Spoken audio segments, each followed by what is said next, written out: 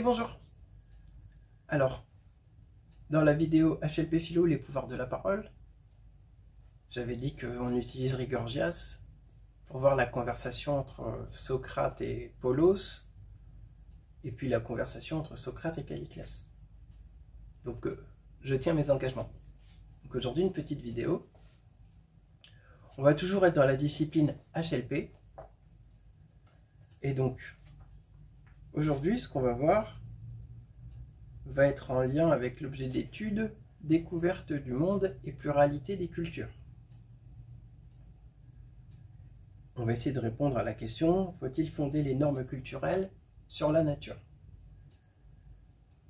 Et en répondant à cette question, à l'aide de Gorgias, eh bien on va parcourir la culture grecque antique. Ce qui concorde parfaitement avec l'intitulé « Découverte du monde et pluralité des cultures ». Ici, c'est une culture antique. Voilà. Sur le chemin, eh bien, on verra encore l'antagonisme entre le philosophe et le sophiste, entre guillemets, l'orateur. Le sophiste, c'est l'orateur, celui qui pratique la rhétorique. Son antagoniste, c'est le philosophe. Donc c'est quelque chose que la personne qui s'intéresse à la philosophie doit avoir en tête. Évidemment, une personne qui s'intéresse à la discipline HLP, humanité, littérature, philosophie, doit aussi l'avoir en tête. Donc, allons-y.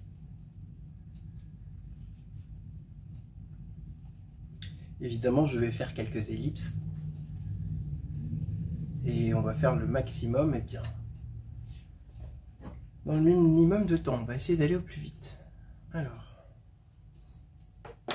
petit chronomètre quand même.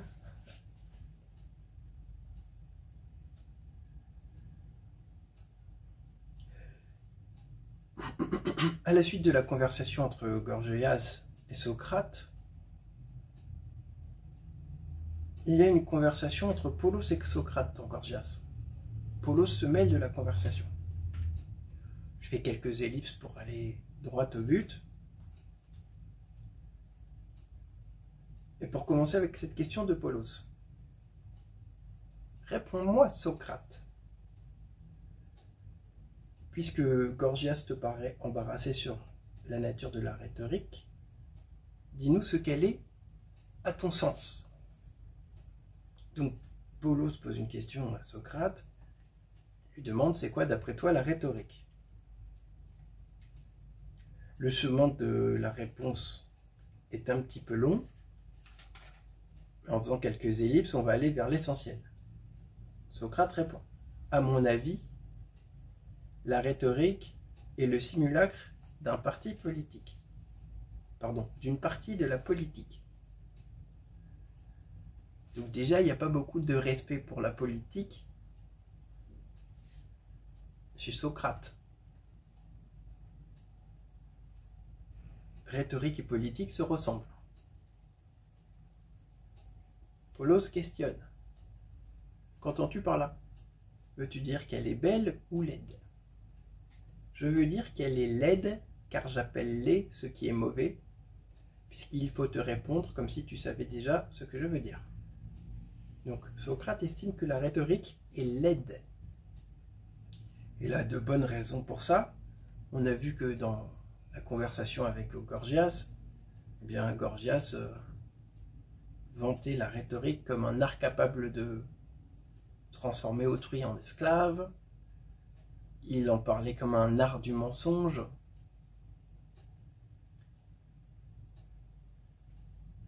Gorgias a développé énormément d'arguments négatifs sur la rhétorique. Donc, lui, le maître de rhétorique, tel qu'il a défini la rhétorique, on est obligé de se dire, bah, c'est une chose négative la rhétorique. Socrate est d'accord avec ça, il le dit. La rhétorique est laide. Elle est un simulacre de parti politique.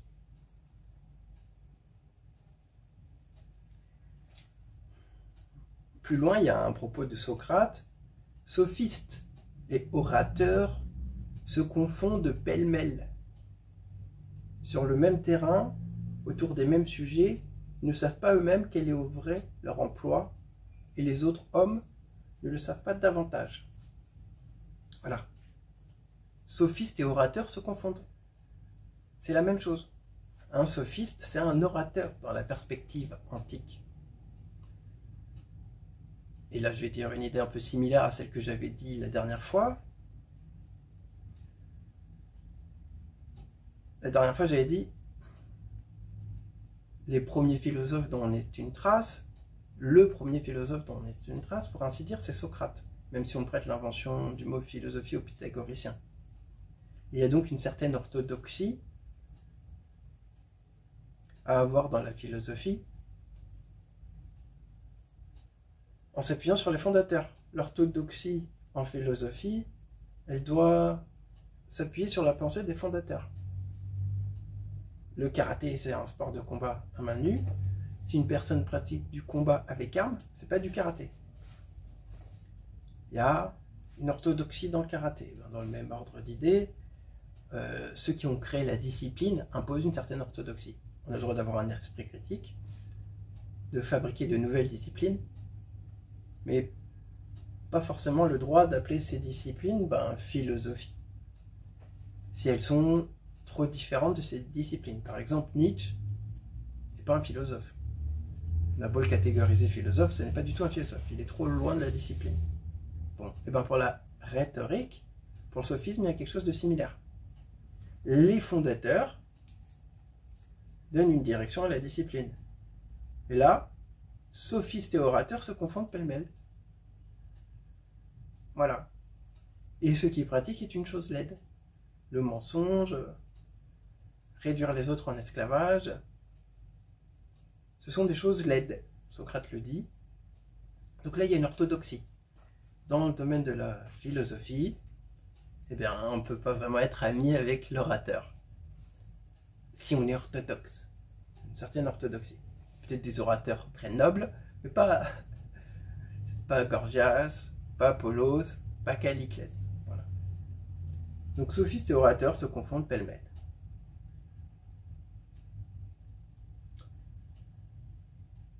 Je me focalise beaucoup là sur les propos de Socrate, parce que dans l'échange avec Socrate et Polos, c'est ce qui est le plus important. Autant dans l'échange entre Gorgias et Socrate, Gorgias prenait beaucoup la parole, participait beaucoup à la conversation, autant là je ressens que Polos est très secondaire par rapport à Socrate. Alors j'avais dit qu'il y avait une certaine orthodoxie dans la philosophie. On prête l'invention du mot philosophie aux pythagoriciens. Et on va voir aujourd'hui des références aux pythagoriciens. Ça veut dire que la position à partir de laquelle Socrate s'autorise, elle va être enracinée dans la pensée des pythagoriciens. Donc là, on va être au plus proche de l'orthodoxie de la philosophie telle qu'elle a été inventée en Grèce, à l'époque de la Grèce antique. Donc. Alors, continuons. Donc Socrate va continuer de dire ce qu'il pense de la rhétorique. Il nous dit, pour moi, les orateurs sont les moins puissants des citoyens.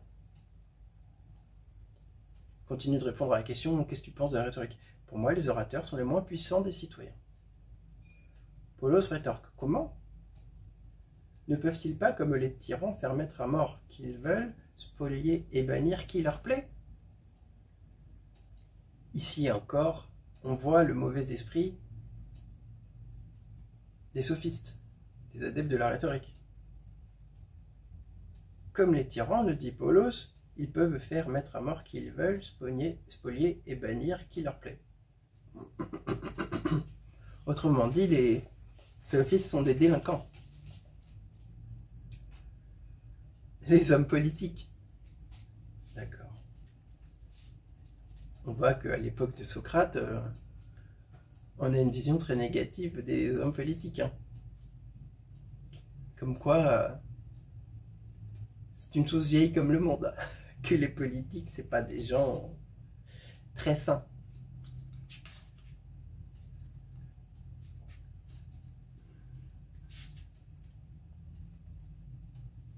Alors, Paulos vient de dire, vient de nous parler de tyrannie, de mise à mort, pour vanter la rhétorique.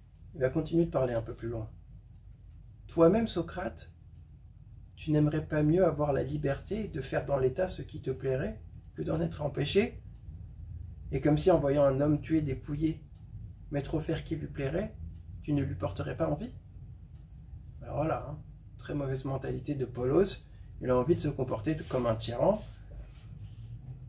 et il projette ses désirs sur Socrate. Le mécanisme de projection, c'est un mécanisme qu'on peut voir apparaître à l'aide d'un test comme le test de Rorschach. Le test de Rorschach, c'est une espèce de test pratiqué par les psys avec des espèces de taches. Si on prend une feuille de papier, on met de la gouache, de la peinture dessus, on la plie en deux, hop, on déplie, il va y avoir un dessin comme ça un peu bizarre, comme des papillons. Ça ressemble un peu aux figures du test de Rorschach, même si en fait les dessins ne sont pas faits au hasard. Donc, quand on fait un test de Rorschach, la personne, elle va dire ce qu'elle voit, et elle va projeter ses états psychiques sur le dessin. C'est singulier, ça lui est personnel, elle projette. C'est pas forcément ce qui est présent, c'est sa projection qui produit ça. Et là, Paulos projette sur Socrate ses propres désirs. Il prend Socrate pour quelqu'un d'identique à lui, pour quelqu'un qui pourrait avoir le goût à la tyrannie. Au travers de cette question, n'aurais pas tu envie toi-même? Donc ça pose la question de la liberté. S'il y a un mot qui a été dit, c'est le mot liberté. C'est une des notions qui est au programme du bac philo 2024 et à ma connaissance qui sera au programme du bac philo 2025. J'ai regardé le bulletin officiel, j'ai pas vu de changement. Donc, Socrate, tu n'aimerais pas mieux avoir la liberté de faire dans l'état ce qui te plairait que d'être empêché, et donc tu n'aimerais pas mieux dépouiller, mettre au fer qui te plairait. Mettre au fer, ça veut dire mettre en prison. Socrate va répondre, ne parle pas ainsi, Paulos. Pourquoi donc? Répond Paulos. Parce qu'il ne faut pas envier les gens qui ne sont pas enviables, non plus que les malheureux, mais les prendre en pitié. Ici, dans la perspective de Socrate, les malheureux, ce sont les gens qui ont ce comportement tyrannique. Je dis, camarade, de celui qui est tué injustement, qu'il est digne de pitié. Voilà, celui qui tue injustement est digne de pitié. Oui. Socrate, c'est le maître de la justice, de la tempérance, c'est le philosophe, c'est l'ami de la vérité, de la sagesse, philosophie. Philo, amitié, désir, de Sophie, vérité, sagesse. Donc c'est l'ami de la sagesse, de la vérité. En tant qu'ami de la vérité, de la sagesse, il estime que c'est l'assassin, celui qui tue injustement, qui est digne de pitié. C'est la pire chose qui puisse arriver à un homme que d'être criminel.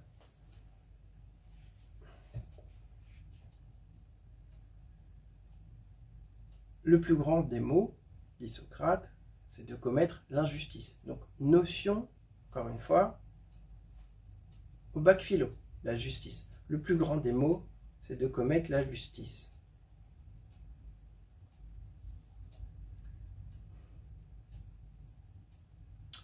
Paulos questionne. Ainsi, toi, tu aimerais mieux subir l'injustice que la commettre? Et Socrate répond. Je ne voudrais ni de l'un ni de l'autre, mais s'il me fallait absolument commettre l'injustice ou la subir, je préférerais la subir plutôt que la commettre. Donc, il n'est pas masochiste, Socrate. Il ne dit pas j'ai envie de subir des injustices. Mais il dit, entre subir l'injustice et la commettre, il vaut mieux la subir. Autrement dit, mieux vaut être un honnête homme qu'un délinquant, qu'un voyou, qu'une personne injuste.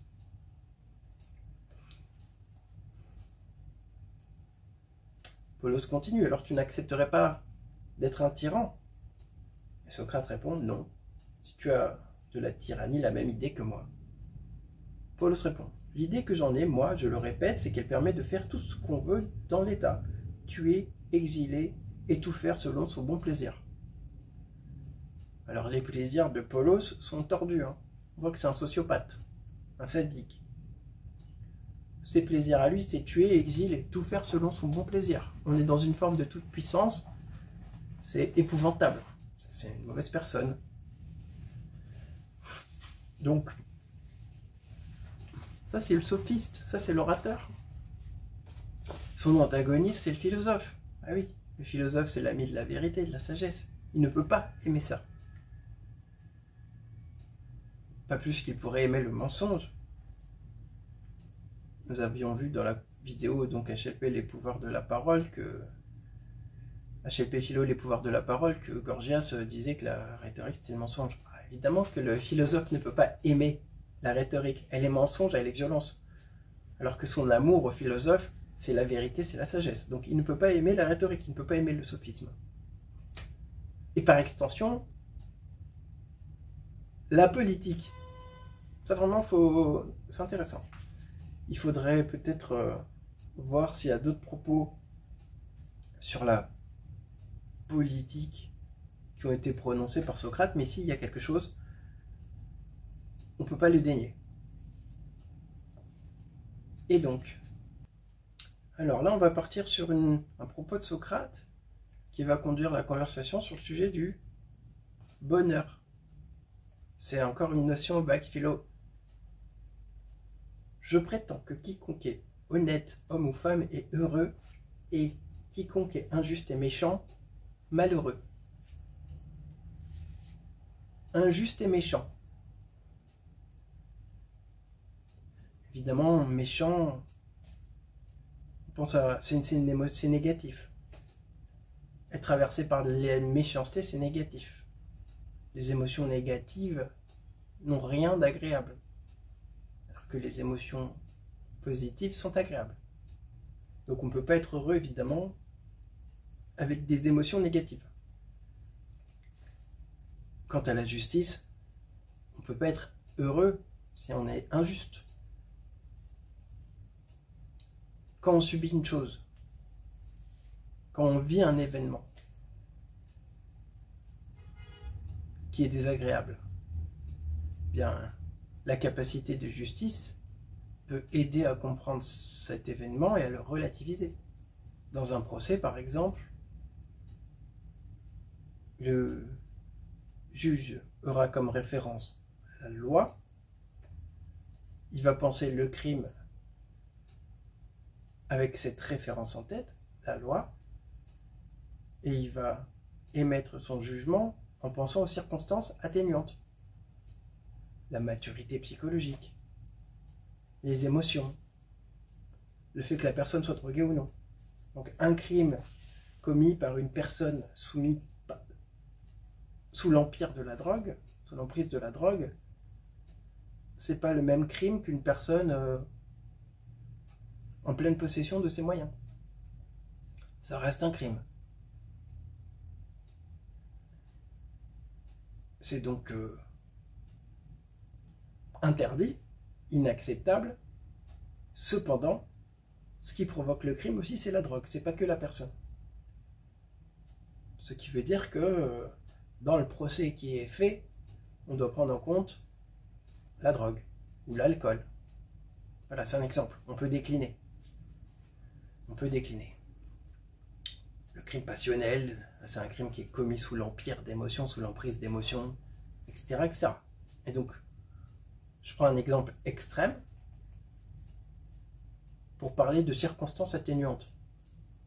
Une personne qui vit un événement qu'elle considère désagréable, quand elle fait le procès de cet événement et qu'elle cherche à saisir tout ce qui se passe, sa capacité de justice, sa capacité d'aller chercher les circonstances atténuantes sans perdre de vue la loi et la justice, peut l'aider à vivre l'événement d'une façon moins désagréable. Et donc si c'est moins désagréable, on est plus proche du bonheur. Voilà. Tiens, voilà, j'ai eu une scène comme ça l'autre jour, par exemple. J'ai vu une pauvre personne malheureuse dans son domicile qui avait posé un verre par terre pour un petit verre en plastique transparent, très léger, pour demander des pièces. Le verre était vide. Une jeune femme est passée, elle n'a pas vu le verre, et du monde, il se voyait pas. Elle a mis un coup de pied dedans. La personne s'est énervée. Le mendiant s'est énervé. Il lui a reproché d'avoir mis un coup de pied dedans. Et qu'est-ce qui produit l'acte? Est-ce que c'est la méchanceté de la personne? Est-ce qu'elle essaye de nuire? Ou est-ce que c'est l'inattention de la personne? Ce sont deux choses totalement différentes. Si on perçoit l'acte comme produit par une intention mauvaise, ça nous affecte plus que si on perçoit l'acte comme produit par l'inattention. Et donc dans le procès, pour comprendre ce qui se passe, cette capacité à aller chercher les circonstances atténuantes peut provoquer un apaisement, apaiser, éloigner les émotions négatives, et donc nous rapprocher du bonheur. Donc, Socrate prétend que quiconque est honnête homme ou femme est heureux, et quiconque est injuste et méchant malheureux. Je vais donner quelques exemples pour démontrer qu'effectivement, il y avait du bonheur qui était possible grâce à la justice et à la gentillesse, ou grâce aux émotions positives. Voilà.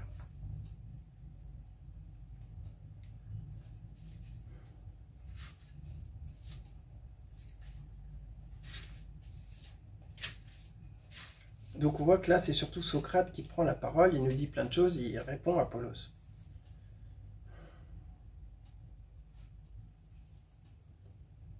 Socrate va à son tour poser une question à Polos.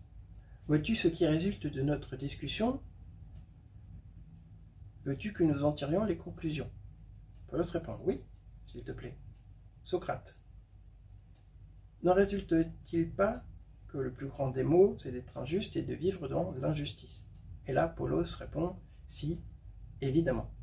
Donc, a priori, Socrate a réussi à convaincre Polos.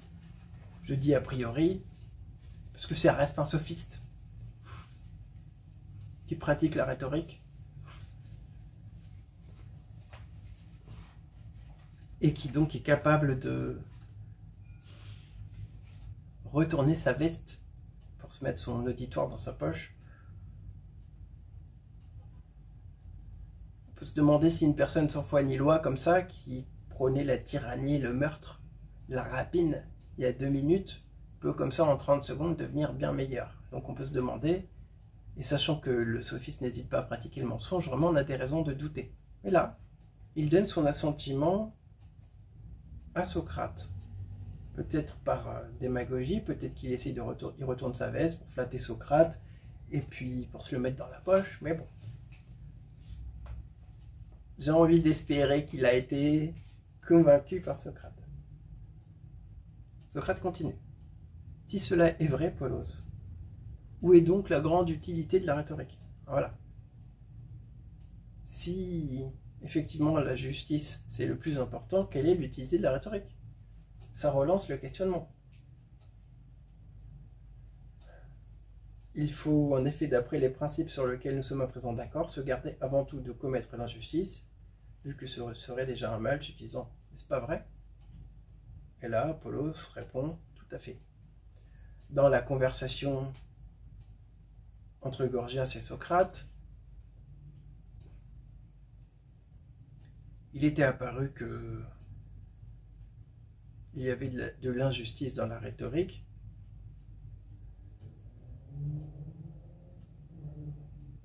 Donc ça relance la question de l'intérêt de la rhétorique. Quel est l'intérêt de la rhétorique, finalement? On pourrait... si on devait formuler une question alternative, ça pourrait être: la philosophie n'était pas plus utile que la rhétorique? Voilà. Ça pourrait être ça l'enjeu. Qu'est-ce qui est le plus utile? La rhétorique ou la philosophie? Et au regard des arguments qui étaient sortis dans la conversation avec Gorgias, au regard des propos de Polos, et donc des réponses de Socrate, on serait tenté de se dire, en fait la rhétorique, le sophisme, n'a aucun intérêt. Ce qu'il faut, ce qui est important, c'est la philosophie. Donc là, c'est simplement un des grands enjeux de la discipline HLP en vérité. Hein. Il y a un gros axe d'enseignement focalisé sur la rhétorique. Mais n'est-ce pas plus utile d'être philosophe? Ok. Donc voilà. Grosso modo, dans cet échange, c'est surtout Socrate qui a pris la parole.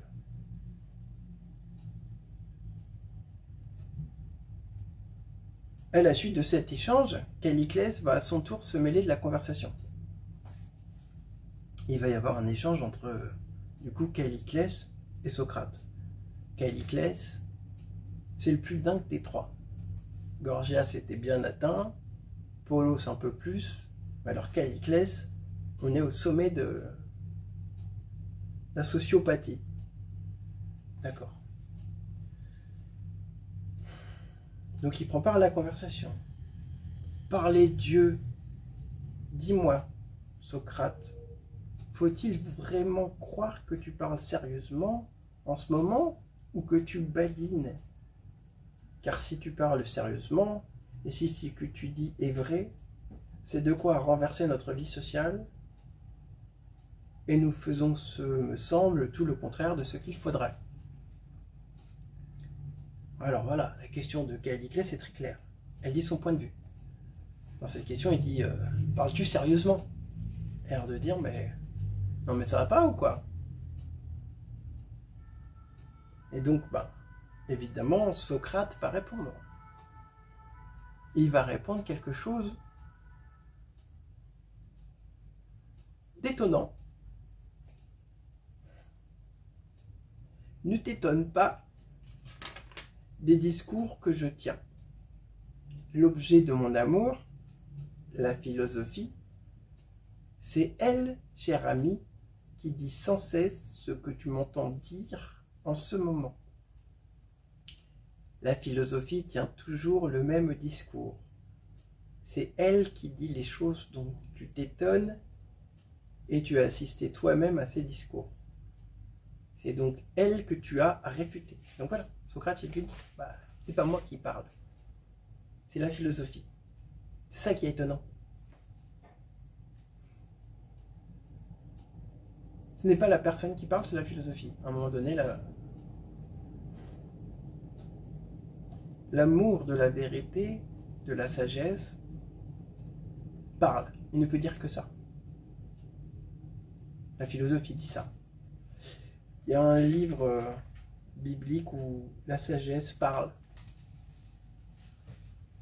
Voilà, cette personnification comme ça de la philosophie dans la bouche de Socrate ou de la sagesse dans l'Ancien Testament, elle est intéressante. Personnification, on est à la limite du personnage conceptuel. S'il y avait un personnage conceptuel qui était la philosophie, et il ne pourrait dire que ça. Voilà. Et c'est intéressant. Si on fait du karaté, on va avoir une façon de pratiquer les arts martiaux, et quand on s'exprimera sur un tatami, notre mode d'expression, le karaté, ça ressemblera à du karaté. Si notre mode d'expression c'est la philosophie, notre mode d'expression ressemblera à la philosophie. Voilà. Et si notre mode d'expression c'est la guitare, quand on a une guitare entre les mains, ce qu'on entend ressemble à de la guitare et pas à du piano. Ok. Et donc, Calliclès va continuer. Calliclès va continuer et va conduire la conversation sur le terrain de la question que j'ai mentionnée tout à l'heure, à savoir, faut-il fonder les normes culturelles sur la nature? Donc cette question, elle est liée à l'objet d'étude, découverte du monde et pluralité des cultures. Faut-il fonder les normes culturelles sur la nature? Culturelles. Les normes culturelles, donc pluralité des cultures. Normes culturelles. Faut-il fonder les normes culturelles sur la nature? Voilà. Et dans cet échange, Socrate va nous parler des pythagoriciens ou des initiations grecques. Donc on va voir les normes culturelles de la Grèce antique. Ainsi que la réponse à la question, bien entendu. Alors, Polos enchaîne. Calliclès enchaîne. Polos, dit-il à Socrate, s'est mis lui-même dans le même cas que Gorgias, et pour ma part, je ne saurais l'approuver de t'avoir accordé qu'il est plus laid de commettre l'injustice que de la subir. Oui. Gorgias avait fini par être d'accord avec Socrate, Polos a fini par être d'accord avec Socrate. Calliclès estime que là, Polos s'est mis dans le même cas que Gorgias, et il a fini par dire à Socrate, oui, t'as raison. Mais lui, il n'est pas d'accord avec ça. Je ne saurais t'accorder qu'il est plus laid de commettre l'injustice que de la subir. C'est à la suite de cette concession que tu as pu l'empêtrer, Polos, dans tes raisonnements et lui fermer la bouche. Parce qu'il n'a pas osé parler suivant sa pensée. Car au fond, Socrate, c'est toi qui, tout en protestant que tu cherches la vérité, te comportes comme un vulgaire déclamateur et dirige la conversation sur ce qui est beau, non selon la nature, mais selon la loi. Ce qui est beau non selon la nature, mais selon la loi. Donc là, on est sur notre antagonisme. Donc là, on est en train de partir sur faut-il fonder les normes culturelles sur la nature? D'après Polos, Socrate dirige la conversation sur ce qui est beau, non d'après la nature, mais d'après la loi. Ce qui est une façon de dire que, de son point de vue à lui, Calliclès, eh bien, ce qui est important, c'est ce qui est beau selon la nature et pas selon la loi. Et ce qui serait beau selon la nature, c'est eh bien, de commettre des vols, de pratiquer la tyrannie, de faire tuer des gens, etc. Ce serait ça la loi de la nature. Le plus souvent, dit Calliclès, la nature et la loi s'opposent, l'une et l'autre. Si donc par pudeur on n'ose pas dire ce qu'on pense, on est forcé de se contredire. Voilà.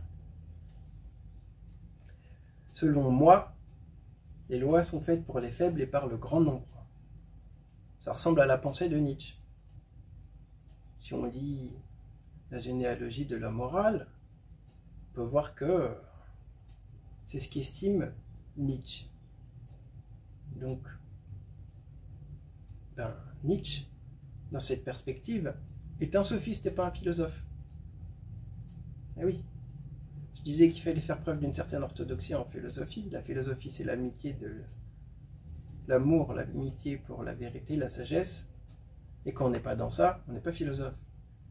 Je disais aussi que Socrate, en tant que premier philosophe dont on ait des traces écrites, fondait une certaine orthodoxie, d'autant plus qu'il se revendique pythagoricien, on va le voir plus tard. Et donc, dans l'orthodoxie de la philosophie, eh bien, Nietzsche est un sophiste, comme Calliclès. Parce que Nietzsche, comme Calliclès, estime que les lois sont faites par les faibles et par le grand nombre, par les faibles. Voilà. C'est pour eux et de leur intérêt qu'ils les font et qu'ils distribuent les éloges ou les blâmes, et pour effrayer les plus forts, ceux qui sont capables d'avoir l'avantage sur eux, pour les empêcher de l'obtenir.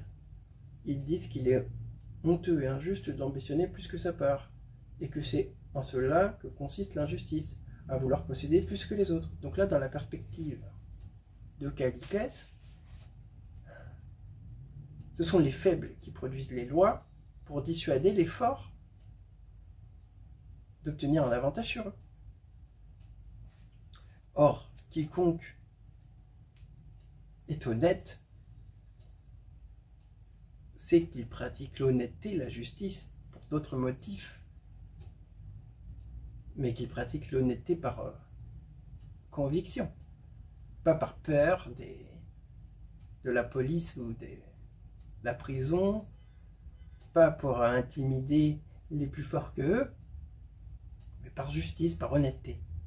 Mais bon, pour Calliclès, ce n'est pas ça. Ce n'est pas ça. Il continue. Voilà pourquoi dans l'ordre de la loi, on déclare injuste et laid l'ambition d'avoir plus que le commun des hommes, et c'est ce qu'on appelle injustice. Donc là, on part sur le terrain d'avoir, de l'avoir. L'injustice, ce serait avoir plus que le commun des hommes pour les faibles.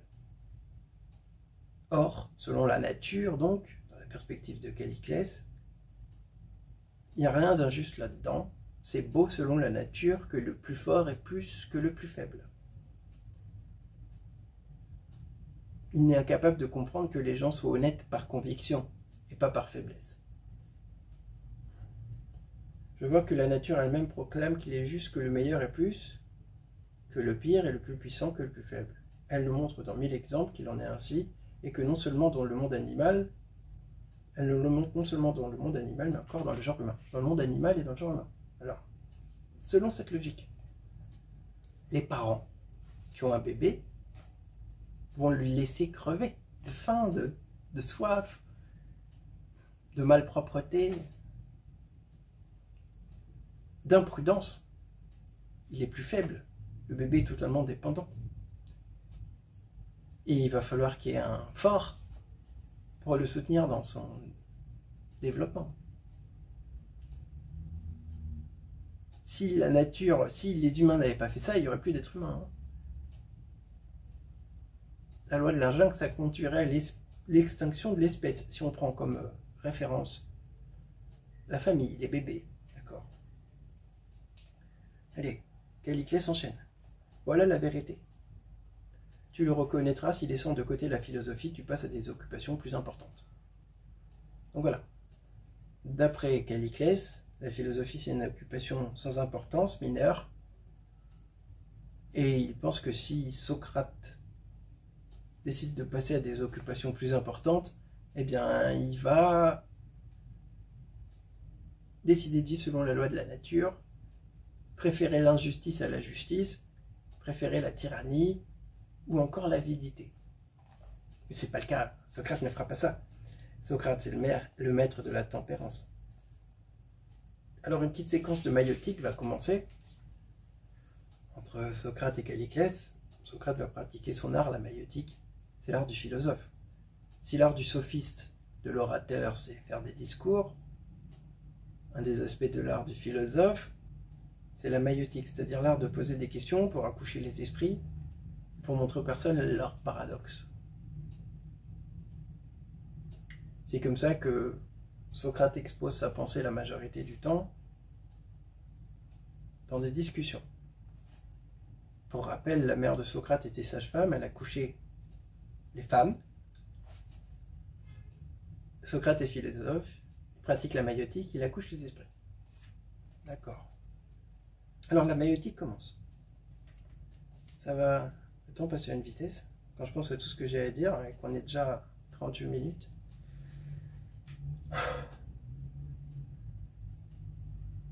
Alors il pose une question, Socrate. Y a-t-il identité ou différence entre plus puissant, meilleur et plus fort?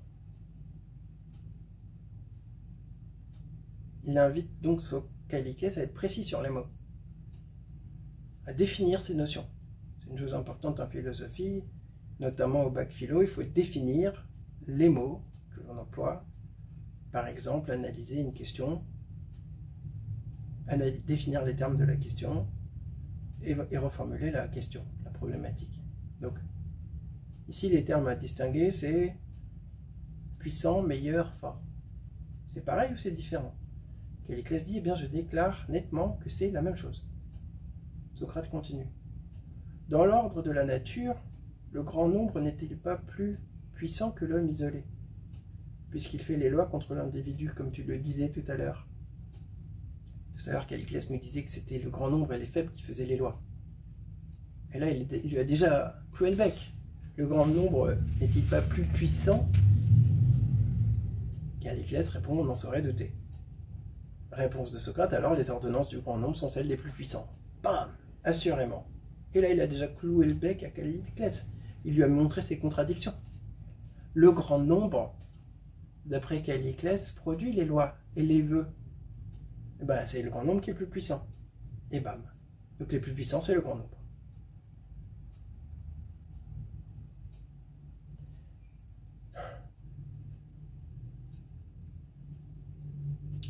Et donc, leurs ordonnances sont belles selon la nature, étant celles des puissants. Réponse de Calliclès, oui.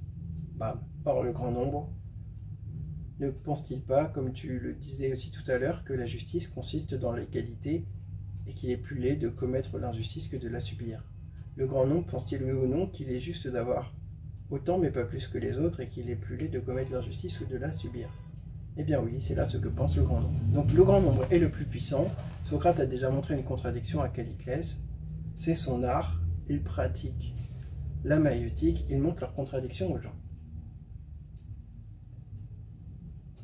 En conséquence, Socrate rétorque, ce n'est donc pas seulement en vertu de la loi qu'il est plus laid de commettre l'injustice que de la subir, et que la justice est dans l'égalité, c'est aussi selon la nature. De sorte qu'il pourrait que tu n'aies pas dit la vérité précédemment, et que tu m'aies accusé à tort quand tu as dit que la loi et la nature sont en contradiction, et que sachant cela, j'étais de mauvaise foi. Voilà. Mais là, Calliclès va répondre quelque chose de dingue. Supposes-tu, parce qu'un ramassis d'esclaves et de gens de toute provenance, sans autre mérite peut-être que leurs forces physiques se sont rassemblées et auront annoncé telle ou telle parole, que je plains ces paroles pour des lois? Donc un ramassis d'esclaves. La masse, c'est ça. Un ramassis d'esclaves. On est en Afrique du Sud. Eh bien, toute la communauté qui s'agrège autour de Nelson Mandela pour revendiquer l'égalité et la justice, dans la perspective de Calliclès, c'est un ramassis d'esclaves. Et en tant qu'esclave, sa parole n'a aucun intérêt.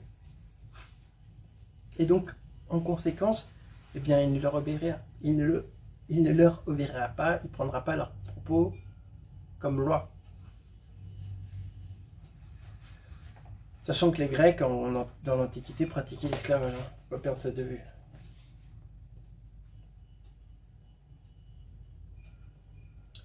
Alors, Socrate continue. Tu ne crois pas apparemment que deux hommes soient meilleurs qu'un seul, ni tes esclaves meilleurs que toi, parce qu'ils sont plus forts que toi. Dis-moi donc, en reprenant au commencement, ce que tu entends par les meilleurs, puisque ce sont les plus forts. Seulement, merveilleux Calliclès, fais-moi la leçon plus doucement pour que je ne m'enfuis pas de ton école.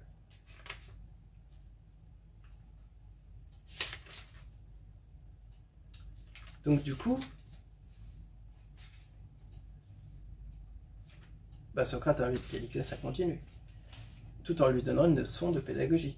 Fais-moi la leçon plus doucement pour que je ne m'enfuis pas de ton école. Un bon professeur, d'après Socrate, il faut qu'il fasse la leçon gentiment à ses élèves, pas doucement. Je chuchote et j'entends rien du tout. Les élèves n'entendent rien du tout. Doucement, ça veut dire avec délicatesse. Fais-moi la leçon plus doucement. C'est ça la perspective, le propos de Socrate. Aide-moi à comprendre ce que tu veux dire, Calliclès. Calliclès va dire pour moi le droit. Selon la nature, c'est que le meilleur et le plus sage commande au médiocre et qu'il ait une plus grosse part. Là, on part sur la sagesse. Socrate va enchaîner. Arrête un peu. Que peux-tu bien dire encore à ceci? Suppose que nous soyons comme à présent beaucoup d'hommes assemblés au même endroit et que nous disposions en commun d'une abondante provision de nourriture et de boissons, que notre assemblée soit composée de toutes sortes de gens, les uns forts, les autres faibles, et que l'un d'entre nous, en qualité de médecin, s'entende mieux que les autres en ces matières, tout en étant, comme il est vraisemblable, plus fort que les uns, plus faible que les autres. N'est-il pas vrai que ce médecin est plus savant que nous? Il sera le plus meilleur et le plus puissant dans cette circonstance. Donc, un médecin dans une assemblée de personnes,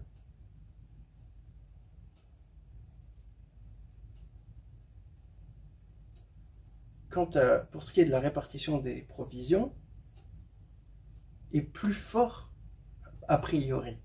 Un médecin doit connaître la diététique, et donc ce serait, dans ce groupe de personnes, ce serait lui qui serait censé faire la répartition de la nourriture. Il n'est pas plus fort physiquement. Sa force, c'est pas la bagarre. Il est plus fort dans sa compétence. Étant plus fort dans sa compétence, c'est lui qui doit répartir la nourriture, me dit Socrate. Calliclès répond assurément. Donc Socrate enchaîne. Cela étant plus fort donc dans son savoir, devra-t-il, parce qu'il est meilleur, prendre de ses vivres une plus large part que nous, ou bien par le fait qu'il commande, n'est-ce pas à lui de faire la répartition de toute la provision? Et pour ce qui est de la consommation et de l'usage de ses vivres pour l'entretien de sa personne, ne doit-il pas s'abstenir de prendre plus que les autres sous peine d'être incommodé? Tandis que certains auront une plus large part, les autres une moindre que lui. Est-il par hasard, et s'il est par hasard le plus faible de tous, ne doit-il pas avoir, bien qu'il soit le meilleur, la plus petite part de toutes? N'en est-il pas ainsi mon bon ami? Donc, le médecin, il est peut-être très compétent en diététique, mais il n'a pas... Peut-être il fait 1m60, peut-être c'est une femme, pas très grande, et dans cette mesure, il a besoin de moins de nourriture que le bodybuilder d'1m90 et de 120 kg. Et donc, la répartition des biens, ici, de la nourriture, elle ne se fait pas selon l'égalité, elle ne se fait pas par l'avidité, elle se fait par la diététique. Donc, il s'agit de ne pas être avide, de ne pas prendre plus que sa part, et la part, ce n'est pas l'égalité qui la définit, c'est un autre critère, c'est le besoin. À personnes différentes, besoins différents. C'est logique. Donc, dans ce propos, on voit que l'équité, ce n'est pas forcément la justice, même s'il y a de la justice qui peut advenir par l'équité. Et on voit que la compétence dans une discipline, ici la diététique, n'autorise pas le diététicien à prendre plus. Au contraire, s'il est diététicien, il prendra sa part, la part bonne, la part juste. C'est ça que rétorque Socrate à Calliclès. Calliclès, il est de mauvaise foi, il ne veut rien comprendre. Et là, il va lui dire, tu me parles de vivre, de boissons, de médecins et autres sottises. Ce n'est pas de cela que je te parle, moi. J'entends, répond Socrate. Mais en fait, de vêtements peut-être. Façon de dire, tu parles de vêtements peut-être. Le plus habile à tisser doit-il avoir le plus ample manteau et promener par la ville les plus nombreux et les plus beaux costumes? Que viens-tu me chanter avec tes costumes, répond Calliclès. Socrate enchaîne. Et pour les chaussures, il est clair que la plus grosse part doit revenir à celui qui est le plus entendu et le meilleur en cette matière, le cordonnier. Peut-être le cordonnier doit-il circuler avec de plus grandes et de plus nombreuses chaussures que les autres. C'est rigolo. Si on suit la logique de Calliclès, le plus puissant doit avoir plus. Socrate lui dit alors le cordonnier étant plus balèze pour fabriquer des chaussures, il doit avoir plus de chaussures des plus grosses que les autres. Et c'est ridicule. Donc il est en train de démontrer à Calliclès que son avidité n'a aucun sens. Il lui a démontré que le plus grand nombre était le plus puissant, il lui a montré une contradiction dans sa pensée. Maintenant, il est en train de lui démontrer, non pas une contradiction dans sa pensée, mais une irrationalité dans sa pensée. Il y a quelque chose d'irrationnel dans sa pensée à Calliclès. Le plus puissant dans un domaine n'a pas à avoir plus. On ne peut pas avoir plus que ce qu'on peut utiliser, en vérité. D'accord. Mais bon, Calliclès est toujours de mauvaise foi, et va répondre « Qu'ai-je à faire de ces chaussures, tu radotes ?»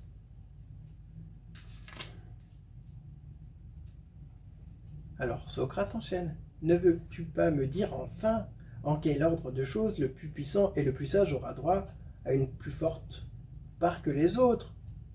Refuses-tu à la fois de souffrir mes suggestions et de parler toi-même » Calliclès répond « Mais je parle et depuis longtemps.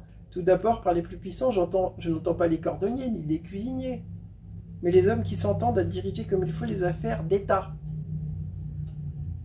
et qui sont non seulement intelligents, mais encore courageux parce qu'ils sont capables d'exécuter ce qu'ils ont conçu et ne se découragent pas par faiblesse d'âme. Ah voilà. Les plus puissants, c'est les hommes d'État. Mais bon, les hommes d'État, pas n'importe lesquels, les tyrans. On est sur du tyran là. Les hommes d'État, les tyrans. Te rends-tu compte, répond Socrate, excellent Calliclès, combien sont différents les reproches que tu me fais et ceux que j'ai à t'adresser? Tu prétends, toi, que je dis toujours la même chose et tu me fais un crime? Moi, je te reproche au contraire de ne jamais dire les mêmes choses sur les mêmes sujets, mais d'appeler meilleurs et plus puissants d'abord les plus forts, puis les plus sages, et d'en apporter à ce moment encore une autre définition, car ce sont des gens courageux que tu nous donnes pour les plus puissants et les meilleurs. Allons mon bon, dis-moi une fois pour toutes qu'elles peuvent bien être relativement... qu'elles peuvent bien être relativement à quoi ce que tu qualifies de meilleur, de plus puissant. Donc on est toujours sur le même processus de définition que tout à l'heure. Eh bien, les concepts de Caliclès sont mal définis. Donc sa pensée est mal exprimée. Bien maîtriser ces définitions est donc important pour un philosophe en herbe.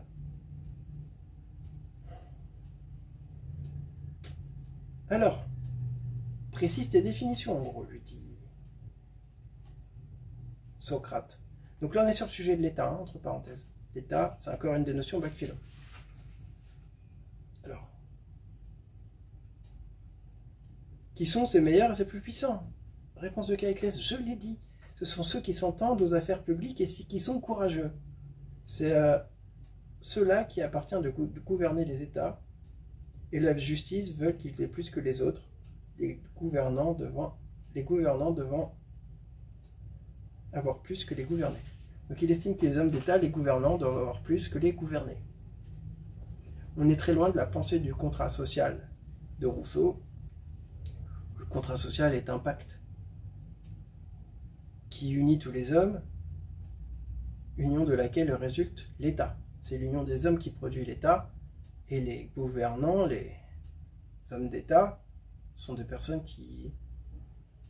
à qui on confie une fonction temporairement, mais ça reste des citoyens comme les autres, et donc ils ne doivent pas tirer la couverture vers eux, ils ne doivent pas essayer d'avoir plus que les autres. On est très loin de cette pensée. Pour Caliclès, les gouvernants doivent avoir plus que les gouvernés. Mais Socrate questionne, mais quoi? Par rapport à eux-mêmes, sont-ils gouvernés ou gouvernants? Que veux-tu dire? Caliclès ne comprend pas. Que veux-tu dire? Par rapport à eux-mêmes, sont-ils gouvernés ou gouvernants? C'est une très bonne question. Gouverner quoi? Il gouverne quoi, l'homme d'État? Celui qui veut plus que les autres, là, dont nous parle Caliclès, qui lui-même est homme d'État. Il faut le noter. Eh bien, sont-ils donc, par rapport à eux-mêmes, gouvernés ou gouvernants? Que veux-tu dire? Je veux dire que chacun se commande lui-même.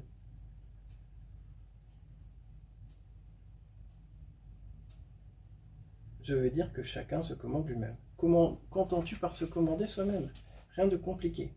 J'entends comme le vulgaire être tempérant et maître de soi, et commander en soi au plaisir et aux passions. Voilà. Être tempérant, c'est ça, se gouverner soi-même, et commander en soi au plaisir et aux passions. Caliclès va se mêler. Que tu plaisant. Ce sont les imbéciles que tu appelles tempérants. Encore une fois, Caliclès est nietzschéen. Je vous invite à aller voir le cycle de vidéos que j'ai fait sur Nietzsche.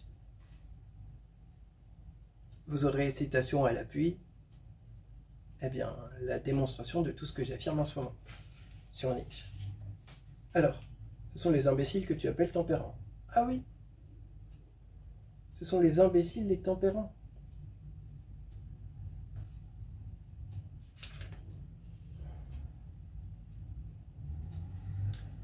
Socrate va prendre la parole toujours. Tu soutiens qu'il ne faut point gourmander ses désirs, les maîtriser. Si l'on veut être tel qu'on doit être, mais les laisser grandir autant que possible et leur ménager par tous les moyens la satisfaction qu'ils demandent, et que c'est en cela que consiste la vertu. Il ne faut point gourmander ses désirs. Donc, on ne perd pas de vue la question qui est: faut-il fonder les normes culturelles sur la nature? La nature, ici, ce serait le désir effréné. Socrate nous dit qu'il faut gourmander ses désirs, il faut maîtriser ses désirs. La réponse de Socrate à cette question, c'est: eh bien, il faut gourmander ses désirs. Il faut maîtriser ses désirs. Et on ne perd pas de vue que tout ça est lié à la notion de bonheur en philo.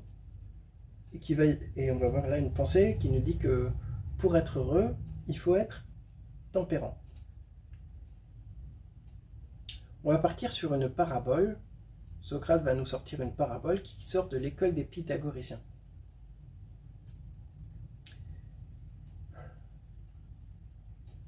Donc par rapport à l'orthodoxie de la philosophie, on prête l'invention du mot philosophie aux pythagoriciens. Soit on n'a pas beaucoup d'écrits de eux, par contre on a des propos de Socrate, la première guest-star de la philosophie, et là, il va nous rapporter l'enseignement des pythagoriciens. Donc on va être au plus proche de l'orthodoxie de la philosophie. Tout ce qui serait en dehors de cette orthodoxie pourrait ne pas être de la philosophie. Voilà. Excommunication de Nietzsche. Nietzsche n'est pas philosophe, puisqu'il n'adhère pas à l'orthodoxie de la philosophie. Il est dans un truc qui est différent. Comme l'homme qui se bat au couteau n'est pas karatéka, puisqu'il se bat avec armes, alors que le karaté, en japonais, ça veut dire main nue.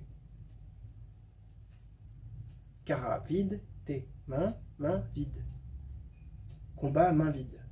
Combat à main nue, dans une traduction plus francophone.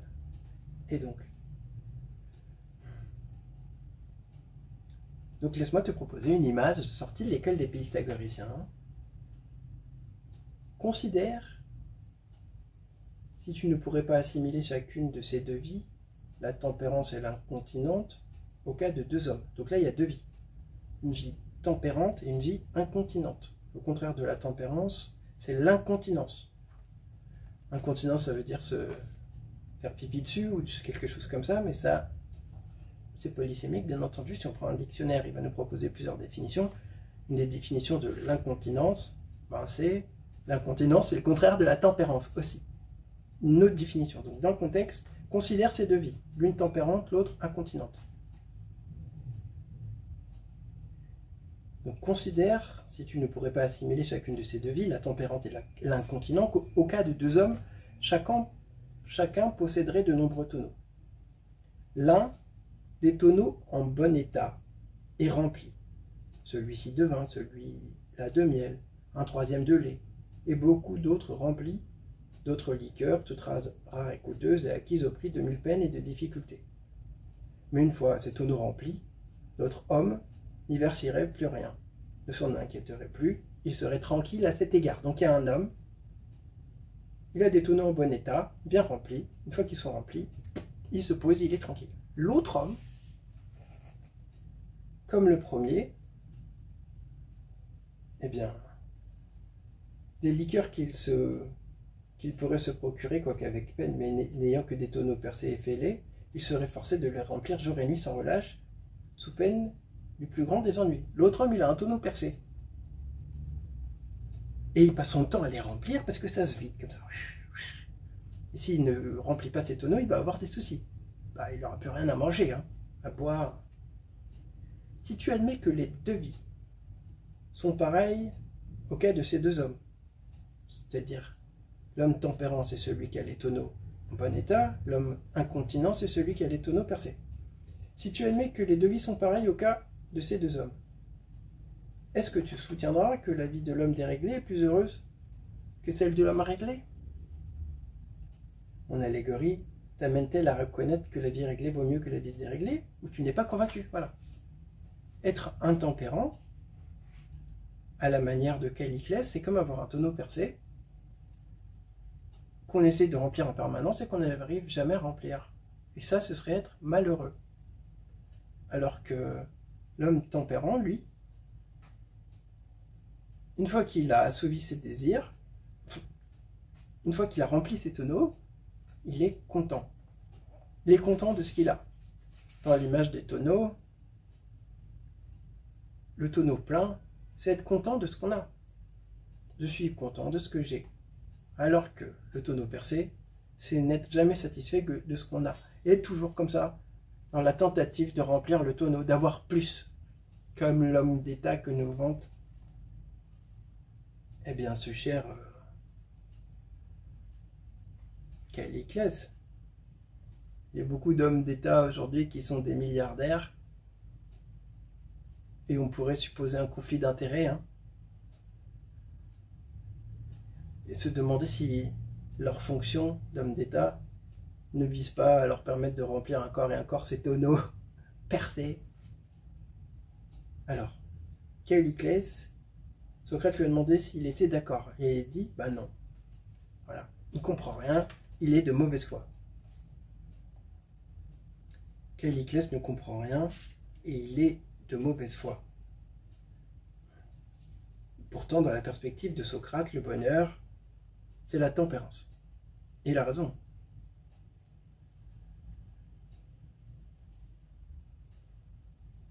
Être dans l'instant présent, savoir profiter de l'instant présent, plutôt que de toujours penser à l'instant d'après, c'est une perspective de bonheur. On est là, on est face à une belle vue, elle est merveilleuse, on peut en profiter. Se poser. Et pas prendre une photo vite fait pour aller vers le prochain objet, puis faire encore une photo vite fait et aller vers le prochain objet et ne jamais profiter de rien. Dans la tempérance, dans le contentement, dans la capacité d'apprécier ce qu'on a, il y a du bonheur en effet. On se pose, on est détendu et on apprécie. On est dans l'instant présent. Tout de suite.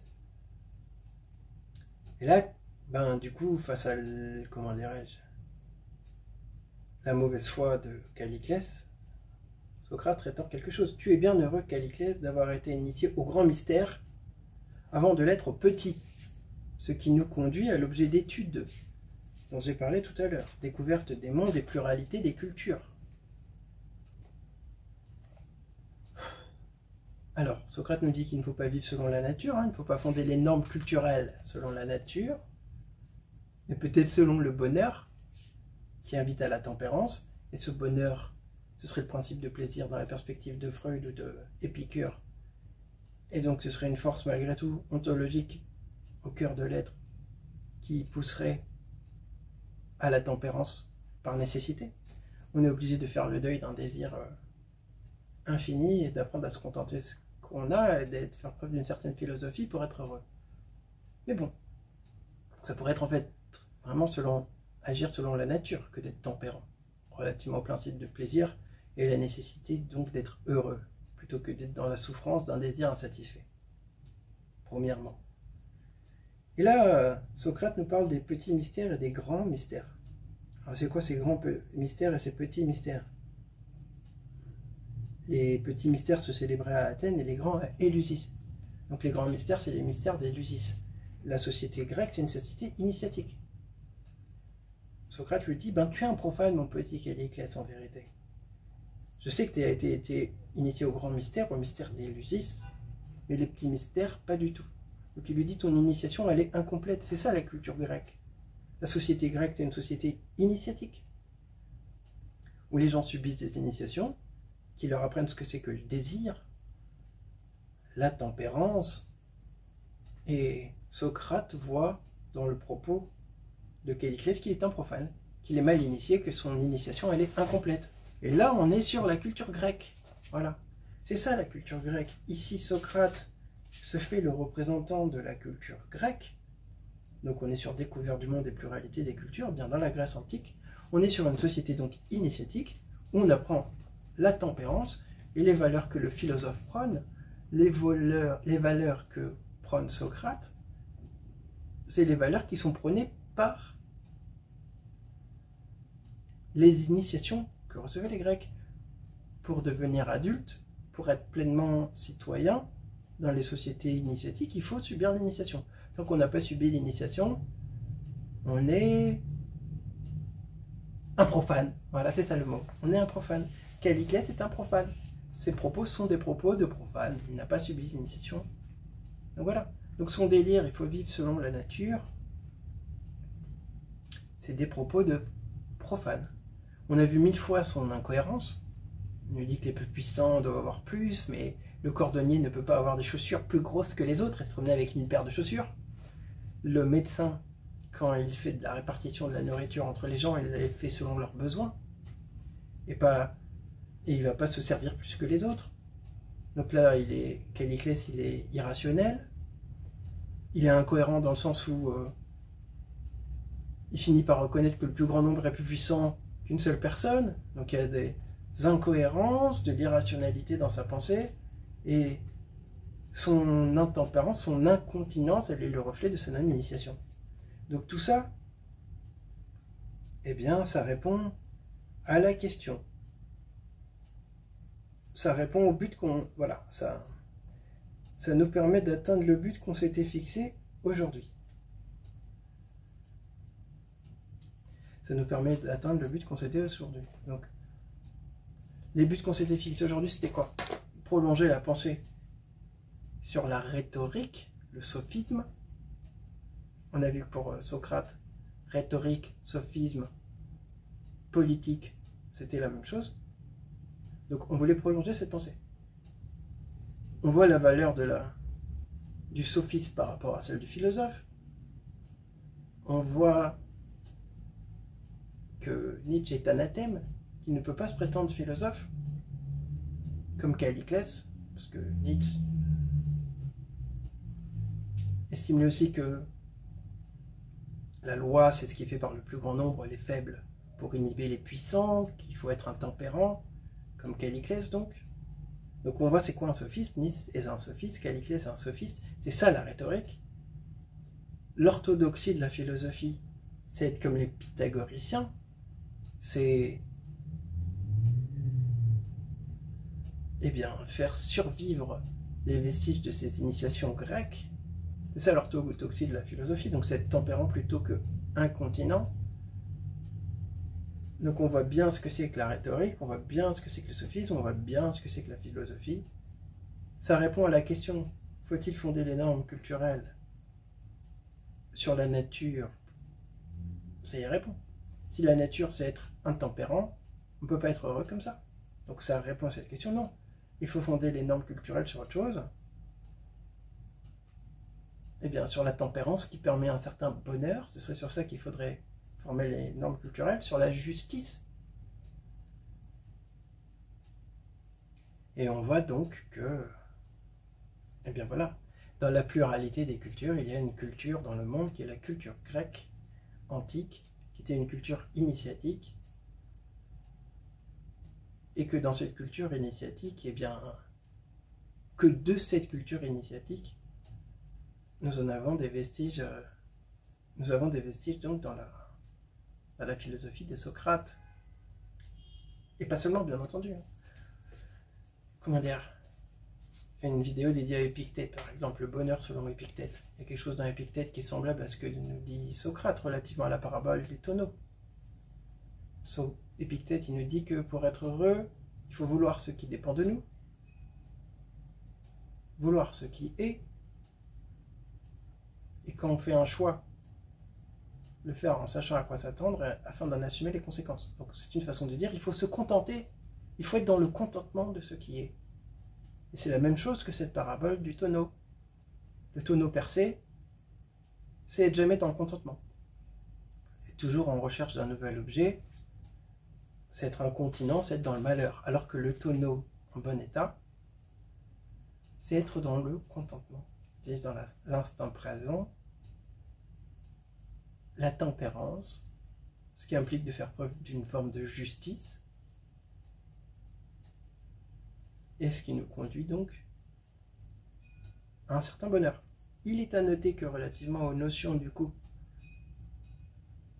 du bac philo de notions et de bonheur, et d'état même, on voit que toutes ces notions se télescopent. Hein. Elles ne sont pas cloisonnées entre elles, c'est pas des notions qui sont, comment dire, hermétiques. Ah, voilà. Être tempérant, ça apporte du bonheur, ça provoque de la justice. Bonheur, justice. C'est lié. Etc. etc. Donc voilà ce que je vais vous dire aujourd'hui. Donc je vous remercie pour votre attention. Et je vous dis à bientôt.